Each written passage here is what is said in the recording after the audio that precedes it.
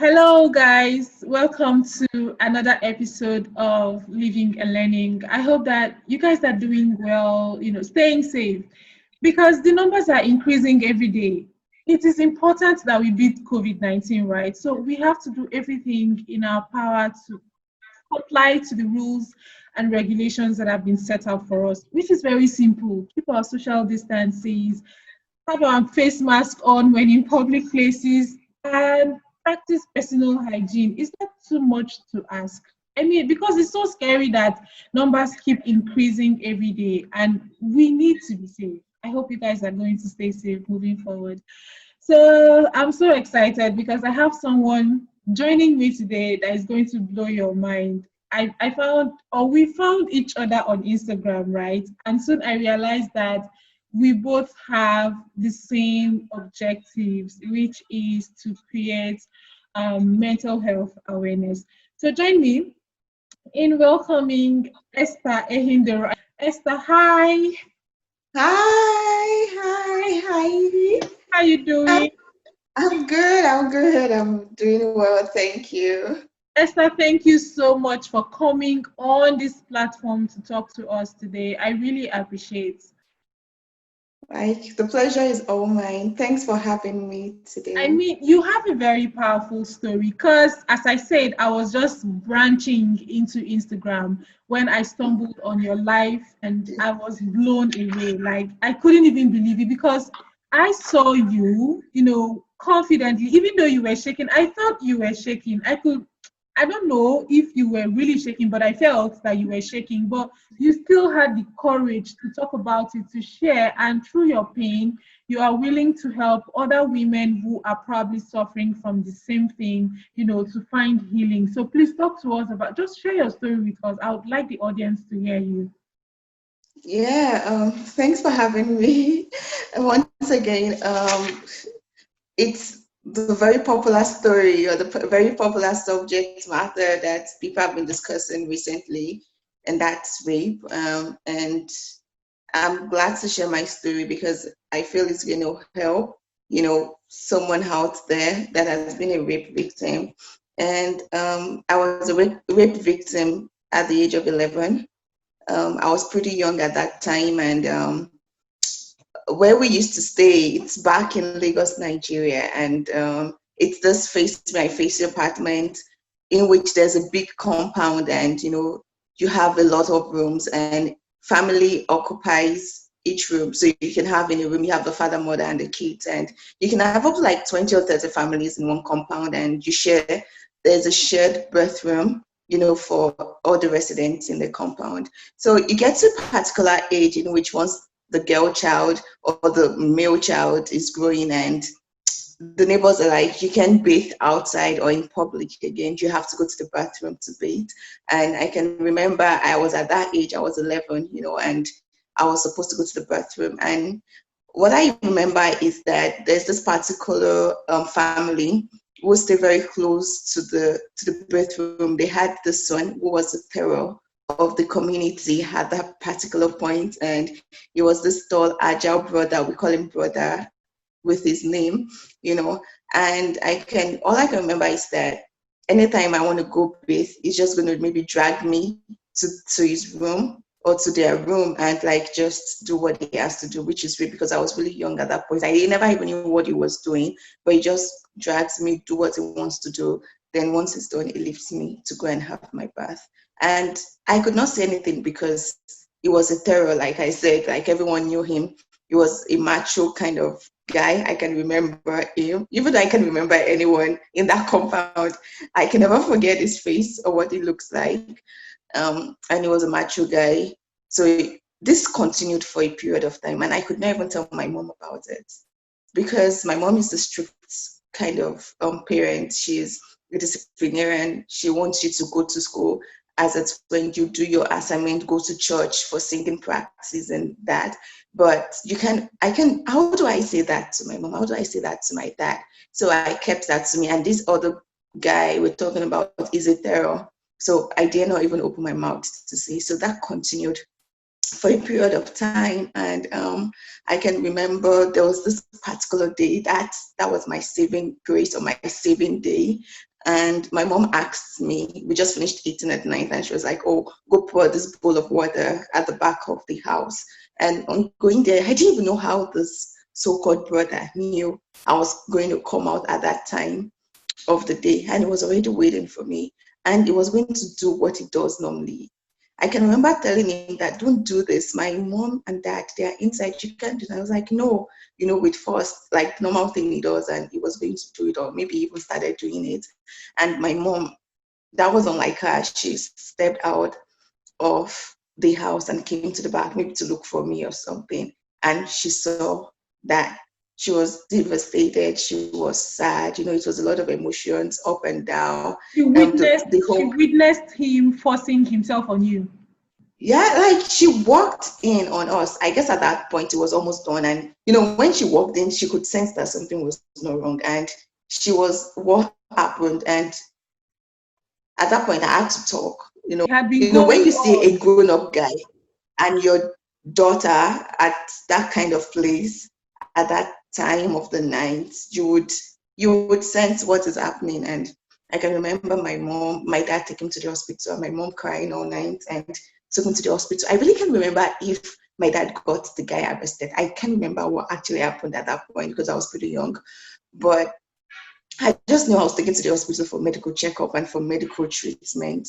And as at that period, maybe when it came to the third term, my dad sent me to my uncle's place in Ocean State just to like cool off, because everyone knew the story, in where I was staying at that point in Lagos. So it was like the girl that was raped, like victimization and everyone saying all of that. And you don't want that for your child as at that age. So my dad sent me to my uncle. So I was there for like the long holidays. And I told my dad I was not coming back to Lagos. Like, I just don't want to come back. And it was like, fine, my uncle should get me a school, an high school I could attend in Ocean State. And that was how I moved from my high school in Lagos to the one in Ocean State, and I was there. I did all of my secondary school there, and like I continued uni, there also. So that was what actually happened at that age of 11. Did that affect your growing up? Yeah, like it affected me a whole lot. When I got into, even though I moved or I changed location, when I got to my new secondary school, high school, I was really not myself all through high school. I was this introverted girl. I just had a lot in me. I I, I flew rape, or I was raped, and I flew a particular location trying to build life again in another place. But I could not tell anyone my story. I could not relate it with anyone. It's just my parents and maybe people in my neighborhood at that time that knew what was happening or what happened to me. I was just coasting through life. So when people say they had fun or secondary school, for me, it was nothing. I didn't have that fun because well, I call it a demon in me that was terrorizing me all day. And you look at yourself, I call myself unclean. I called myself like I was undeserving. I didn't just like my body, and like I just didn't have that self-esteem or self-worth. I never had that self-esteem when I was in secondary school. I really used to feel less than I was. I felt like I was not beautiful. I felt like I didn't have the right body. I felt like my body is even like it's been raped. So what? There's nothing to cherish in this body of mine. So there was just a lot of feelings back and How forth. how did you come out of it? Because I mean, I heard there was a part where you said you kept questioning, asking, "Are you still a virgin?" Like you were having Yeah. questions, you were having doubts. Yeah, and yes, so that happened like end of like when I was almost done with secondary school into uni. At that point, that's when people start talking and people ask you, are you a virgin? We have that conversation. It gets to that way that people are like, oh, I'm a virgin, and people pride themselves in being a virgin. And at that point, I didn't know. I keep asking myself, am I a virgin? Yes, I was raped, but I didn't do it. It's not like I did it the way people do it. Does that mean I'm a virgin? Or I'm not. No, like I had a whole lot of thoughts in my head. And then, so I asked someone at a particular point. The person was like, yeah, if anything happens, you're no more a virgin. And I felt bad. I didn't come out to the person to say it happened to me. I never said that. I just said, there's someone I know that knows someone, things like that. And I got that response. And I can remember feeling so bad and ashamed of myself. And anytime I go to pray, I felt defiled. So before I even start my prayer, I start praying for forgiveness of sin. I start praying to God to forgive me of my sin. And I'm like, God, I know I'm defiled. I know I'm unclean. I know I'm this. I know I'm that. Because I was like, I'm not a virgin. Like, why would I be a virgin? Almost everyone I knew, they were virgins. I'm like, but I didn't do this thing. This didn't happen to me. That But you I felt, started condemning yourself. yeah. Yeah. So I condemned myself for a long time. Yeah. I heard somewhere where you said you were trying to help someone, like maybe someone was Yeah. sick. Was that another Yeah. experience? Yeah, so that was another experience entirely. So I said, so it's so terrible that a particular person will have like two rape experiences in their lifetime. Most people have just one, but I have two, sadly. And this other one actually happened when I was in university, and I guess that was my third year in uni. And I had this very, very good friend of mine. Like, this guy is a very good friend. We've built friendship for like months, for a long period of time. And it was very calm and gentle. Like, to date, he's like the most calm and gentle person I've ever known. So at this period, we finished exam, and when people finish the exam, you have to go back home. So because of maybe my past experience, I didn't really like Lagos. So I just go to Lagos because I have to go to Lagos after school. You just have to see your family, right? So most times I stay back in school 1 or 2 days after the normal day we're supposed to leave. Most people would leave, but I'll still be in school for a day or 2 or 3 days before I pack my bags and go to Lagos or go back home. You know, so on this fateful day, most people had left, and this friend just called me, and he was like, he's not feeling so well and he's so down. And I was like, well, I'm in my hostel, and he was like, oh, no problem. I'll come see you. So he came like 2 hours later. I'd even forgotten he called and he was going to come. I was just showing concern. How are you? How are you doing? So he came like 2 hours later. So I went down to see him, and he was like, oh, he needs to get food so he can use his medication, you know. And I was like, no problem. Let's just go. So we went outside school, to get food. So there was this restaurant outside school to get food. And when we got to the restaurant, I guess there were a lot of people, and before his order came, it took a while. So by the time we finished eating and we got back to school, the school gate, it was closed. They used to, or I'm not sure if they still do that, as at that time they closed the school gate at 10 p.m. So it was like 10 p.m. already, and I could not go in. Once it's locked, it's locked. There's no way you can go in. So it was like, oh, he has an apartment not so far from the school gate, and that I can just stay there. And first thing in the morning, he would drop me back at my hostel. And I was like, okay, no problem. And he assured me, he said, nothing's going to happen. Like, nothing's going to happen. I will be fine. It's not going to disturb me.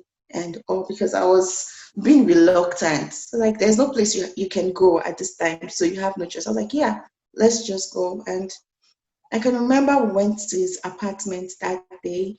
We kept a safe distance when we were even going to sleep. Like, a safe distance. There's really nothing happening between us. We're not dating. So there was a safe distance. And middle of the night, I just realized someone tapping me or calling my name. And I was like, when I woke up, I just realized that this very gentle, calm friend of mine had turned into a monster, and he was giving me a countdown. It was like, at the count of five, I'm going to do a countdown. So at the count of five, you need to undress. I was like, for what? What's happening here? Like, he turned into a monster. He was shouting, and you could see him, vibrating and all of that. So he started counting 5, 4, 3. So when he got to 1, I had no choice. I just had to surrender, because I was like, it's better for me to live here alive, than live here injured or dead. And I was like, okay, he did all he had to do. Like, I remember in the morning, me running from his house, running away from the estate, and just trying to run and just get back to my hostel, and I got back to my hostel. I was crying. I cried all day, even on my trip to Lagos, I was crying all day. I felt bad. They say once bitten, twice shy. Like if something has happened to you the first time, it doesn't make sense for it to happen to you the second time. So I felt so bad. I called myself all kind of name, dumb. I was like, how didn't I see this thing? Like, am I so dumb? Do you I called think it myself. was premeditated? Do you think it was premeditated? Exactly. I don't know. Like, that's what I keep asking myself. Sometimes I ask myself, it still comes back to me. I'm like, did this guy plan this thing? Was it a plan for him to come to my hostel that late so he can get food late and make me come to his place? Or it just happened?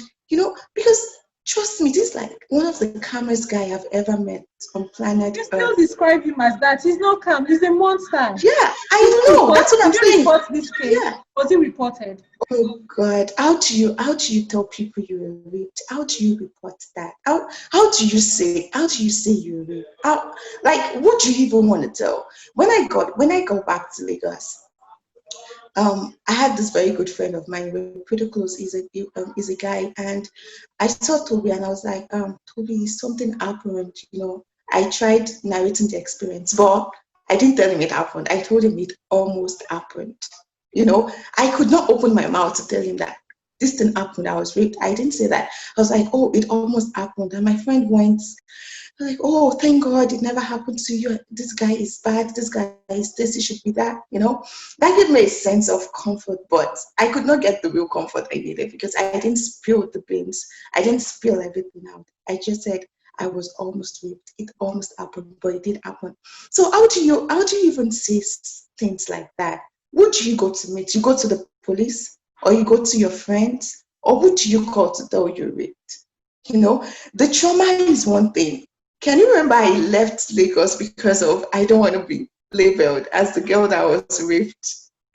Now coming back to school and now telling people the story, it's another thing. So because they would have to go through the investigation, do all of those things. And how do I even say that?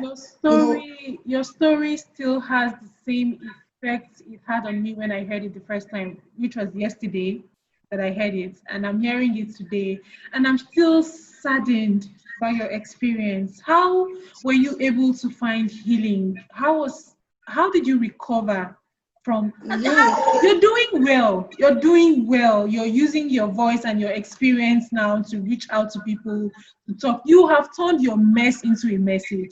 How did you get here? Yeah, so I think at a particular point in life, I just had to tell myself that that does not define me. I think I just got to a place and I had to tell myself that does not define me. All of that happened, it's not my fault. I never went into the room and I maybe carried a speaker and said, oh, come and rape me. It happened. It's not my fault. I never did anything to warrant this experience. And it's my story. I have to embrace it. It's part of me. I can't say my story without saying that, and I guess it took time, especially the one with childhood took time. So all through high school, I was introverted. I don't say stuff. I just keep to myself and all. But when I got to university, like things changed. I don't know what happened, but things changed. I think maybe because I was in a different space at that period. I got myself involved in a couple of other things, and I really was paying attention to my education. So I was doing so well. So that gave me a form of how I say it, a form of self-worth, So I was like, Esther, you're not bad. You're not that bad. You're brilliant. We would write tests, we write exam. I would do well, So I started having confidence in myself. Like, you're not that bad. Yeah, you feel worthless. You feel this, but I don't think you're that bad. We write exams. I do well. Maybe I had a very good GPA, so that's how I built my confidence little by little, little by little. And then because people come to me and be like, oh, Esther, you're good, you're brilliant, you're this. But in my mind, I'll be like, no, you don't know me. I'm not brilliant. I'm not intelligent. I'm not what you people think I am. But people are like, no, you are. But at the point, I had to sit down and just take stock. I'm like, Esther, you're not that bad. You did this. You're doing well at this. Fine. All of this happened to you. It was not your fault. So the earlier you let all of this go, the better. And it got to a point I had to forgive the person that, because, there's something that forgiveness does. It takes the burden off you, you know. At the point, I aired everything to myself. By the point, I had to forgive. I had to forgive the person, though the person at the point was asking for forgiveness and all of that, but I didn't even listen. But it got to a point I had to forgive the person and forgive myself, because I felt like it was my fault. I felt like, why was I not thinking? Why didn't I think that me following him out of school would have led to this and it would have led to this? Why was I so dumb or foolish to allow that to happen to me the second time? So I had to forgive myself. If you were dumb, even if you never saw the signs, it happened. There's nothing you can do to change that. It has happened. It has happened. You have to move on with life. So I forgive myself. I forgive the other person. Yeah, the person did this. I tried to make excuses, which does not make sense. But I just tried to do that. I just did that to just heal myself. I forgive the person, and that was it. And at that period when I did the forgiveness thing, I felt the odds taken out of me. So I felt flexible, I felt relieved a bit, and I took it up from there. I kept building up my confidence, my self-worth. There are times I do things, I still question myself, like, Esther, are you that worthy to do this? Do you think you're supposed to do Imposter this? Do you syndrome. think you're supposed to do this? I don't think you've gotten to this level yet. I don't think, but I try to talk myself out of it. There are times I would maybe do a video and I want to upload it and I would delete it. I'll be like, no, I don't think you're in the best place to put this video out. Like, not, and, all of those things just keep. You therapized yourself, or you actually did go for therapy? No, I therapized myself. But the thing is, I would actually go for professional therapy. I'll be looking into that, because I spoke to a friend a couple of weeks ago, and when I share my story, sometimes I still feel sad. Like, sometimes, like you said yesterday, my voice was shaking. It was true. Yeah, my voice So was much shaking. better today. Yeah, it's way better today. I And I think it think it's gets because better as you it keep gets talking. better. Yeah, as you keep talking about it, as you keep letting it out, it gets better. So my friend was like, you need to see a professional therapist, and I would definitely do that, because these guys are trained when it comes to things like this. You Mhm. can you can do self-therapy, but there are some things you might be leaving out. So I'm still going to go for professional therapy, to just get that professional side of things and maybe complete the healing process, because I still get flashes. Trust me, there are times I get flashes. There are times things just come to me. It even affected me sexually. Like, sex, I just didn't want to get intimate or get close to anyone. It affected me sexually too. So I even had a couple of friends. I had a guy that spoke to me about his own experience. He was abused as a child too, and he was abused by his landlord's daughter. Imagine, his landlord's daughter was the one that abused him, and that led him to being promiscuous when he grew up. So he just wanted to have sex with as many girls as possible, because he was exposed to sex at such a tender age. So as he grew up, he didn't care. He just kept breaking hearts, kept sleeping up and down. What he went through, he was just trying to pass the pain to other people. So you can see what rape can do to people. Just by one action, you're spoiling another person's life, or you're just reducing people's life to the barest minimum just by one act or action. Because I can see it from his perspective. He's trying to, how would I say it? He's trying to get relief for himself. And he feels that the only way he can get relief is by sleeping with as many people as possible. That's what he was trying to do. But that might not be the right way to go about it, but that was what he was trying to do. But most times we don't talk about it. So we just go about it the best way we can. I was just going to, ask what you would like to tell every rape victim out there who has refused to confront the reality, right? It happened, but they've not been able to make peace with it. They are still angry, upset, and a lot of things are happening to them. What is your advice to rape victims out there who feel this way? Yeah, the thing is, I know it's not easy. It's not easy. Even coming out to share my story, it's not easy. And I didn't want to share my story yesterday because my session was for other people to come and talk about their story. But I had a couple of rape victims, but they were not willing to come share their stories. They could say it to me, but they wouldn't want to come out to talk about it. So I understand it's really, really difficult for people to come and share their stories. I've had a couple of people reach out to me after the session and tell me it also happened to them as a child, they had experiences, or they had people, they knew people that they had similar experiences. I had a friend that told me that almost all of his female friends were are rape victims. Almost all of them, almost all the ladies he has ever met are rape victims. So you can see that it's a lot of people. You'll be surprised. Maybe the sibling you're seeing, or the auntie you're seeing, or that friend you see is a victim of rape, but they wouldn't say anything about it. But one thing I would want to say to rape victims is, it's not your fault. First thing is, you just have to get to the point of knowing that it's not your fault. It happened to you. You never chose it to happen to you. It's done. It can't be undone. It's not your fault. Like, it's not your fault that it happened to you.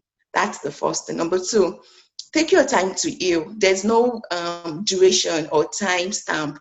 Just take your time. It should be something voluntary to heal, because we don't want to be kept in the pains of our past. Because if we're kept in the pains of our past, we would not look forward to what the future holds for us. The future is beautiful. That one event cannot determine our life, can't describe our life. That one event can't deprive us from the happiness that we have in stock for us. So it happening does not make us less of a human. It even makes us a superhuman.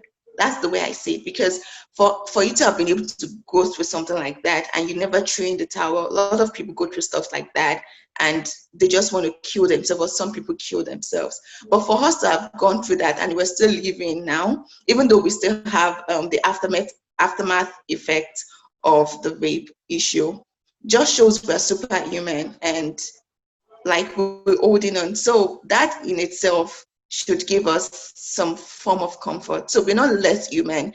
I don't feel less of a person than someone that was never raped in their lifetime. No, I don't see the person as being better. I don't see the person as being better, more privileged. No, it happens. It's my story. Then I'm going to live with it, right? So that's the second thing.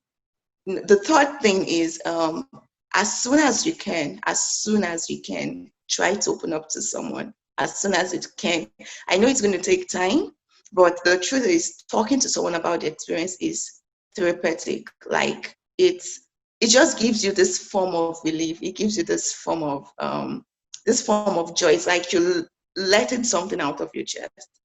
Statistics shows that most rape victims don't talk about their experiences until 20 years or after the rape experience. Imagine people bottling up things like that for 20 years.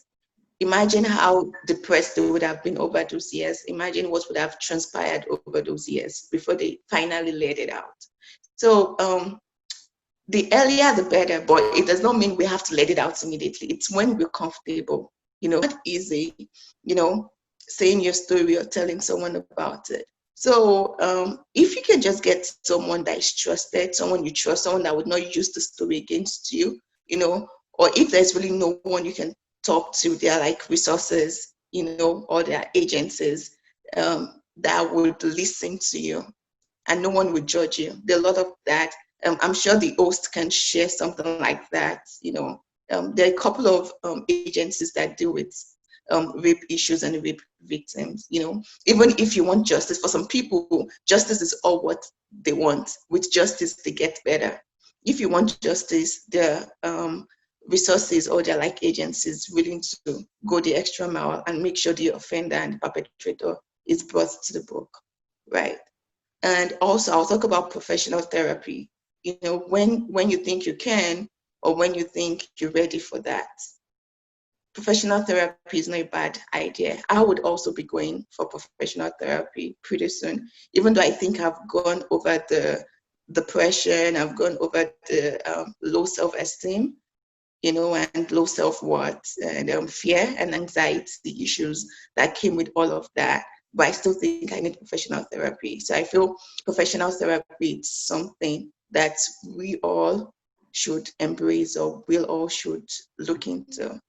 Yeah. So those are like the 4 or 5 key things or advice or tips I would give rape victim. Esther, thank you so much for sharing your story. Thank you so much for taking the time out. Thank you. I mean, you're doing so well, and I'm so proud of you. Honestly, after listening to your story, I had this cathartic moment yesterday. Like, I just found myself tearing on your behalf, right?